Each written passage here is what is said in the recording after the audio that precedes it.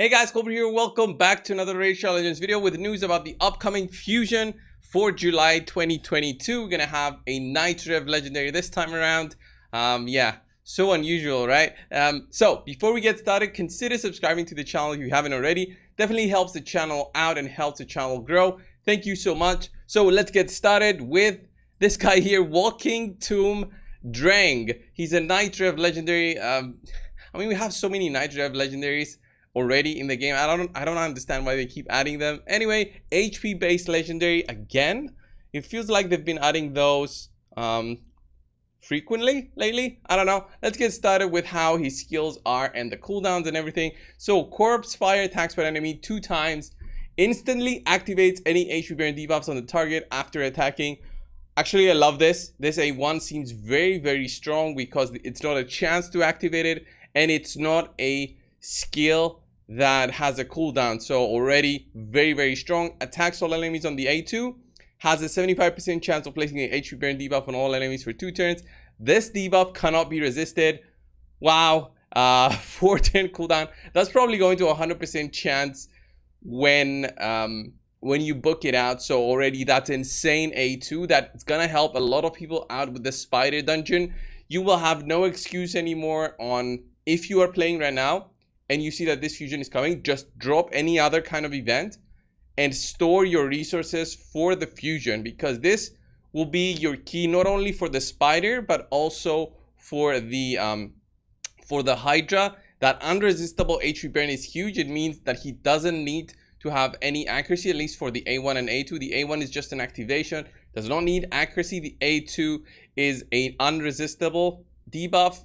It's just about if you get a weak hit or not. So let's have a look at the remaining skills. So Death's Balance equalizes the HP of all allies and attacks one enemy. So an equalize means that if you are 100% HP on all your allies except one who is, let's say, 50%, then the 100% allies will drop and the 50% ally will go up in terms of health, and they will be at equal points. So not everyone is going to be at 100%, and that one will just get a big heal. Right, the HP levels of all allies will be brought up to the level of the ally with the highest HP. Yeah, the attack will ignore 30% of the target's defense if the target's current HP is equal to or lower than this champion's current HP. Okay, so we have an ignore defense. It doesn't say, yeah, it's a single target attack and it ignores defense because this is an HP based champion. Usually he's gonna have higher HP than the target. Will decrease the cooldown of Exalted Pyre skill by 1 turn if the target's current HP is higher than this champion's current HP. So this works great against the spider again, or any really other boss target, which the bosses have, of course, higher HP than our champions. So he'll be reducing the cooldown of Exalted Pyre. By the way, Exalted Pyre, I don't think it's going to be a 3-turn cooldown skill. How I'm looking at it right now, I'm thinking that's going to be a 4-turn cooldown, but just going to be a 100% chance. But we don't know yet. Until it's actually released, we don't know. And then finally, the passive reflects 30% of the damage this champion receives back to the attacker if this champion has 50% HP or more. Okay, well, usually reflect of damage does not work as great, and we see it with many other champions who have reflect. It doesn't work so well on bosses, let's say the clan boss, if you want to use that. In general, it's okay. It's a solid reflect, but it's not as amazing as you might think of it. Deals 30% more damage instead if this champion has less than 50% HP. So it's gonna be a reflect of 60% of damage received. I really want to see this in an unkillable comp for the clan boss to really see his power. I love the A1 though, with the activation of HP burn. What I'm thinking is a team that can actually extend the duration of HP burns, and then this guy also doing his just auto attacks through either ally attack or through the counter attacks. That's going to be huge in terms of just keep on activating that HP burn and getting a big damage boost. That's how Ninja becomes so good in the clan boss or any boss situation, because of that HP burn activation. Ninja does it on a triple hitting attack though, so he does like a triple activation. So that's pretty good. This guy will do it once on his auto attack, so you really have to balance which skills you'll be using. So he's not as good as Ninja, I would say. unless you put a good team behind him to actually activate him. And Ninja also has the increased attack passive and the big stats that he gains if the fight is prolonged. So yeah, not really equal, but still a very, very strong champion so far. And then finally, an aura, increase ally HP in all battles by 30%. That's basic, but still very, very good. Overall, this champion is looking amazing, guys. What you think, leave it down below in the comments. In terms of fusions, they've been upping their game in terms of usefulness, and I think I know the reason why. It's the summer. There's many games coming on. I'm not talking just about Diablo Immortal, which has no comparison really to Raid in terms of the community that plays Raid, community that plays Diablo. I found only very small amount of players that play both actually exist. Diablo has a different audience, Raid has a different audience. In general, there's many games out there right now that are pushing their releases for the summer.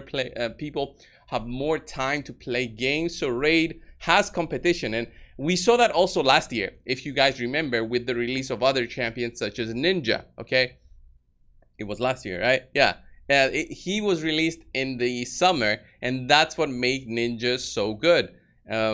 Because they wanted to bring in more players, they wanted to keep players.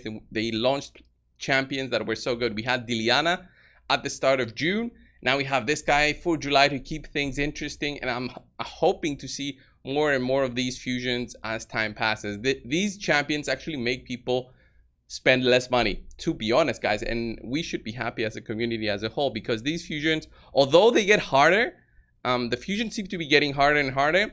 I think it's a good thing for the community in general. And from what I saw from the post from Banana Jam, yeah, it starts on the 7th, and it's gonna be a champion fragment event. So it's not gonna be something like the fusion we had before, where we needed to have also the potions, and it was a quite difficult fusion. By the way, by the time these launches, we're also gonna be having the events for Trunda. So be very careful with your resources. If you're watching this and you're thinking, okay, I can get the Trunda skin fragments, and I can also push for this guy after that. That might not be the case. It might be a very, very difficult fusion. So you might wanna just decide where you wanna put your effort in.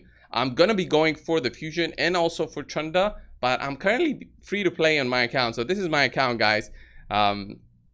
And I have the very proud badge of being a free-to-play. Okay, what is this badge? Of being a free-to-play, and that badge is this one right here, isn't it? Wait, where is it? It's the where's the free-to-play badge? It's the pack that comes up. That's $3.